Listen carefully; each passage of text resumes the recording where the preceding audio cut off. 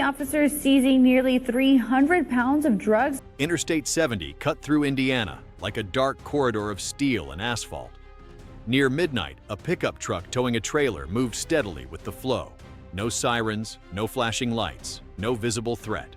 Just another vehicle among hundreds crossing the Midwest. Within hours, that ordinary stretch of highway would become the starting point of one of the largest cocaine seizures in the region that year. At first glance, nothing about the scene signaled disruption.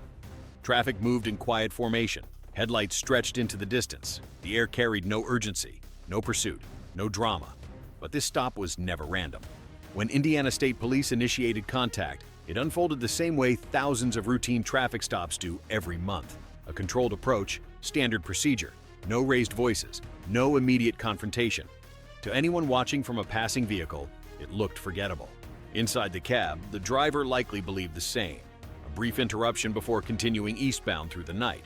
What he did not know was that the trailer had already drawn quiet attention earlier. This moment was not built on coincidence. It was the result of patient observation. Over the next few hours, what appeared to be a minor traffic violation would escalate into a direct strike against an interstate cocaine trafficking corridor. More than 300 pounds of refined cocaine would be uncovered on the shoulder of Interstate 70 before the vehicle could move another mile. This was not simply about one driver stopped after dark. It was about how enforcement systems operate, observing without signaling, confirming without announcing, waiting without rushing, and when the right moment arrives, acting with precision. As vehicles continued passing that night, a question would naturally form. Why this truck? The patrol unit operating that shift was following the most ordinary rhythm of overnight highway enforcement. There was no emergency call, no suspect description broadcast over the radio. Nothing dramatic in front of them demanded immediate intervention. Interstate 70 never truly sleeps. It is a logistical artery linking Missouri, Indiana, and Ohio. Commercial freight, independent haulers, personal vehicles, all moving in steady rotation, sustaining economic flow across state lines. On that night, it looked exactly as it always does. Long bands of darkness broken by clusters of headlights. Vehicles drifted in measured patterns. Engines hummed in mechanical harmony. Then something subtle disrupted that rhythm. The pickup towing the trailer was not unusual by itself, but its movement inside traffic carried irregularity. Lane changes that felt unnecessary. Speed fluctuations that did not match surrounding flow. Micro-adjustments suggesting distraction or pressure. Experienced highway officers are trained to notice patterns that most drivers never see. High-risk trips rarely begin with obvious violations. They begin with fragments, small behavioral signals that, when combined, create probability. Instead of assuming intent, the officers moved to verification. A review of vehicle data revealed inconsistencies, minor discrepancies between registration information and associated records. On their own, they proved nothing. But in highway enforcement, inconsistencies are often the first visible fracture line. That fracture justified a closer look. The traffic stop was initiated calmly. The pickup pulled onto the shoulder. The trailer trembled slightly as it came to rest. The transition point between observation and direct engagement. Approach was controlled. No escalation, no aggressive posture. The objective was clarity. Officers focused on identifying the occupants, understanding the stated purpose of travel, and comparing that explanation against route, cargo, and documentation. At first, the interaction projected normalcy, but surface calm began to erode. Answers contained subtle contradictions. Details shifted under repetition. Paperwork appeared complete, yet lacked internal coherence. It looked organized, but not aligned, and in enforcement, misalignment matters. The stop was no longer routine. It was becoming diagnostic. On a corridor like Interstate 70, legitimate interstate transport follows internal logic. Routes align with cargo, paperwork aligns with geography, timing aligns with purpose. Here, that logic felt strained. The tension was not explosive. It was controlled, contained, visible in avoided eye contact, in delayed responses, in difficulty sustaining simple details under repetition. None of it proved a crime, but it justified patience. The behavior suggested something was being managed, not merely explained. At that moment, the officers faced a familiar fork in the road. End the stop, or extend it to resolve the inconsistencies. Extending a stop is not casual. It carries procedural responsibility and legal boundaries. It demands restraint, discipline, and confidence in training. They chose controlled observation. They compared the stated travel route against geography. They evaluated the trailer not as a single object, but as a system. Weight distribution, structural alignment, mechanical integrity. In major interdiction cases, turning points rarely arrive with drama. They emerge from procedure, and then one did. A subtle but clear physical indicator surfaced, enough to shift the stop from routine traffic enforcement into investigative posture. From that moment forward, this was no longer about paperwork. It became the first confirmed link in a wider enforcement chain. What began as an I-70 stop now carried operational weight.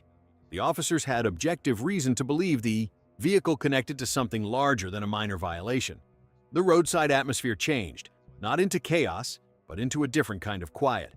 This was not highway silence. It was professional silence, the kind that settles when stakes increase and margin for error shrinks.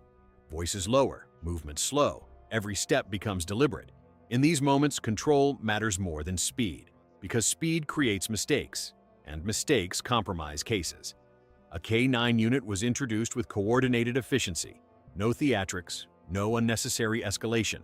Real operations rely on routine competence, not display. The dog began working the trailer methodically. Seams, hinges, structural edges, panel transitions. Areas where odor molecules can escape under pressure or temperature change. To a passing driver, the process might have appeared slow. It wasn't hesitation, it was precision. Built on repetition, built on training, built to eliminate doubt. The alert came quickly, and its meaning was immediate. The dog's behavioral shift matched trained indicators, transforming suspicion into probable cause under American legal standards. That distinction is critical. A traffic stop has limits. Probable cause changes what officers are authorized to do next. In seconds, the legal framework of the encounter shifted. What had been questioning became a supported path toward full inspection. The trailer was opened. The search began step by step. At first glance, the cargo appeared ordinary. Boxes arranged in patterns consistent with commercial transport. That normal appearance was not accidental. Interstate commerce is built on uniformity. Trafficking networks exploit that structure. Anything visibly irregular attracts scrutiny. So, concealment is engineered to look routine. But as officers moved deeper into the load, irregularities surfaced. Certain containers revealed structural modifications inconsistent with standard packaging. Internal framing suggested deliberate engineering, not incidental damage. Hidden compartments are not improvised. They require time, planning, understanding of inspection procedures. That preparation itself signals organization. When the compartments were opened, the nature of the trip changed instantly. Compressed packages of cocaine appeared, layered, wrapped, arranged with disciplined precision. This was not chaotic concealment. It reflected standardized process. The configuration suggested repetition, an operation accustomed to long-distance movement, designed for control, designed for risk reduction. The quantity was confirmed on scene, more than 300 pounds. At that scale, ambiguity disappears. This was not a personal use quantity, not a small-scale transfer. It represented a major contraband shipment and a financial asset valued in the tens of millions of dollars on the street. The impact extended beyond Indiana. A load of this size likely fed distribution networks across multiple communities. Removing it disrupted a segment of a broader supply chain. For the suspects, the opening of those compartments ended any plausible denial. The evidence was physical, visible, systematically arranged. For enforcement, the discovery expanded the scope immediately. Attention shifted beyond the roadside. How was the shipment organized? Where did it originate? Where was it headed? How many similar loads were already moving across other corridors? At that point, the shoulder of Interstate 70 transformed. It was no longer a traffic stop. It was a crime scene with potential federal implications. The cocaine was the most visible result, but it was not the only one, and possibly not the most important. In cases like this, the real value is never just the drugs. It is what they represent. The network, the logistics chain, the financing structure, the coordination required to move a shipment across state lines without disruption. Once the scale was confirmed, the operational tempo shifted immediately. The arrest phase unfolded with controlled speed. At this level, officers cannot allow confusion, delay, or opportunity. The suspects were handcuffed and separated from the vehicle without hesitation, not as a display of force, but as a calculated method of scene control. Roadside environments are unpredictable. Traffic continues moving at highway speed. Visibility is limited. The shoulder offers minimal protection. Control is not authority, it is safety. The perimeter around the pickup and trailer was secured with balanced precision. enough restriction to protect the scene, enough flexibility to maintain operational flow. Evidence integrity became the priority within seconds. Space was preserved, movement was limited. The chain of custody began immediately. This phase is often underestimated. In large-scale narcotics cases, defense strategies frequently focus on procedural handling.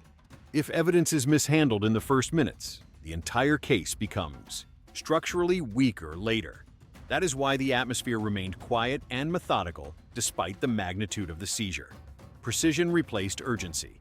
Early mistakes echo in courtrooms months later.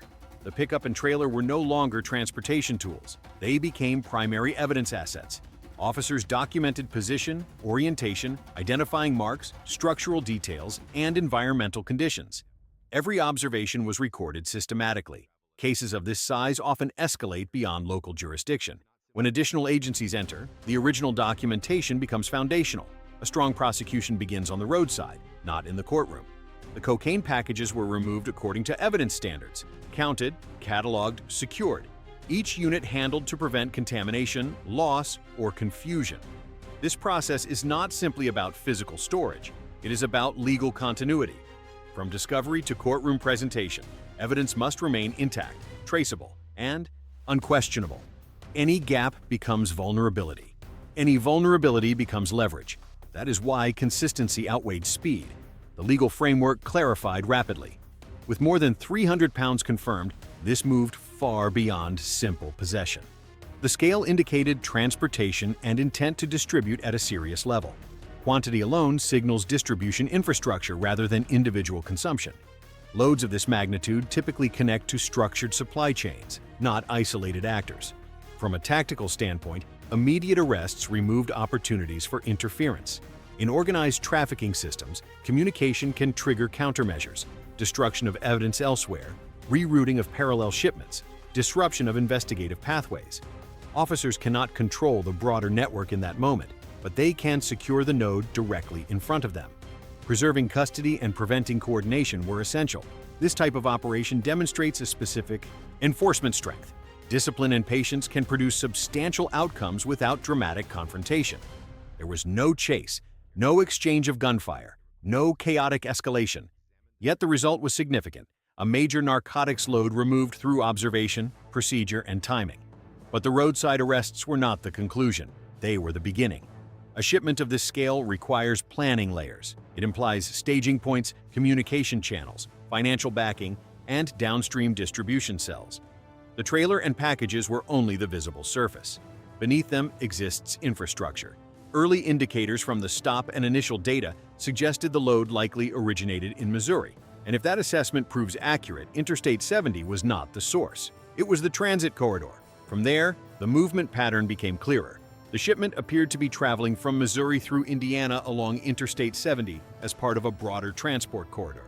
That route is essential to legitimate commerce, and precisely because of that, it is equally valuable for illicit logistics. When a highway carries massive volume day and night, traffic itself becomes camouflage, scale becomes cover, routine becomes concealment. Interstate 70 holds strategic weight. It crosses multiple states, links production zones with storage hubs, and feeds redistribution networks stretching across the Midwest toward the east. Freight moves constantly.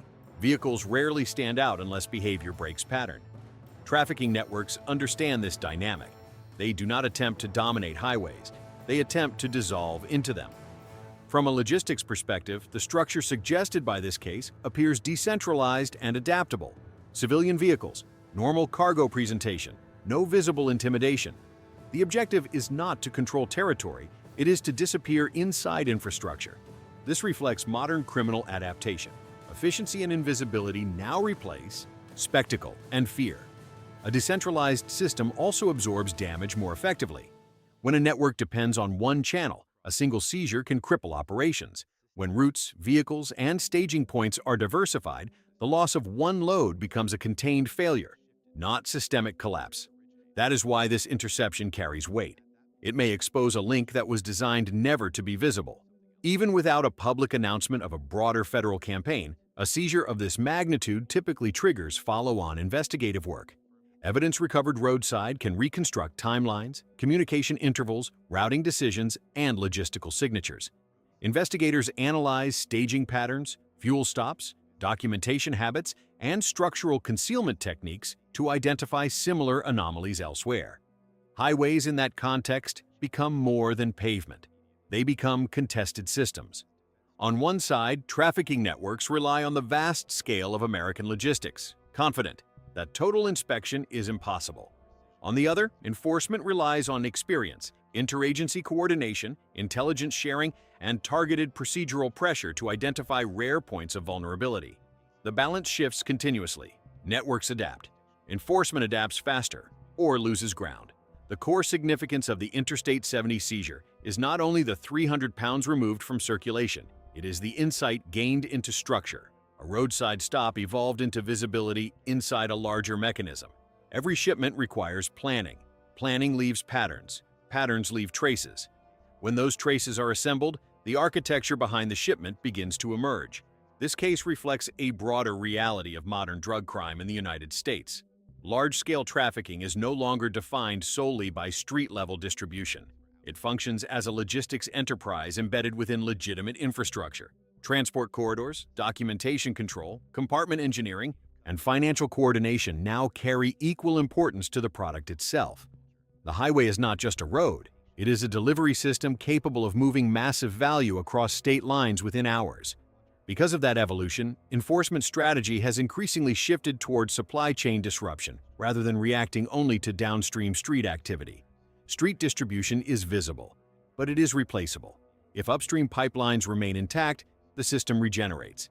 Interdiction at the transport level strikes closer to structural core, and that shift has elevated the role of technology and data-driven enforcement. Not louder tactics, smarter ones. Highway enforcement is no longer limited to obvious traffic violations. It has evolved into behavioral analysis supported by interagency intelligence sharing. Small inconsistencies now matter. A route that does not align with cargo. Documentation that feels technically correct but structurally off. A psychological response that does not match a routine delivery profile. In this environment, minor irregularities can justify controlled escalation. Federal highways have become quiet arenas of competition between concealment and detection. Smuggling networks attempt to replicate normal commerce. Law enforcement studies which version of normal is slightly wrong. This conflict rarely produces dramatic footage. It produces disciplined outcomes. Procedural error can weaken a case. Hesitation can allow a shipment worth tens of millions to pass untouched. The margin is narrow. Modern trafficking networks have adapted accordingly. Visible violence has been reduced. Administrative camouflage has increased. Civilian vehicles, ordinary packaging, familiar routes. Attention is their greatest threat, so invisibility becomes the strategy. That evolution makes detection harder. When fear disappears, patterns become subtle. Enforcement must rely on sustained observation, experience, and coordinated data rather than visible. Warning signs. Each seizure does more than remove narcotics. It interrupts financial flow, it forces rerouting, it generates internal suspicion. When a shipment of this scale is lost, network leadership must determine whether the failure resulted from chance, carelessness, or exposure. Those internal recalculations can create additional pressure points. The larger strategic question remains open. Are quiet interdictions enough to reshape long-term conditions, or do they simply slow a system that continuously adapts? The Indiana case demonstrates the effectiveness of patience and procedure. It also underscores the scale of the challenge.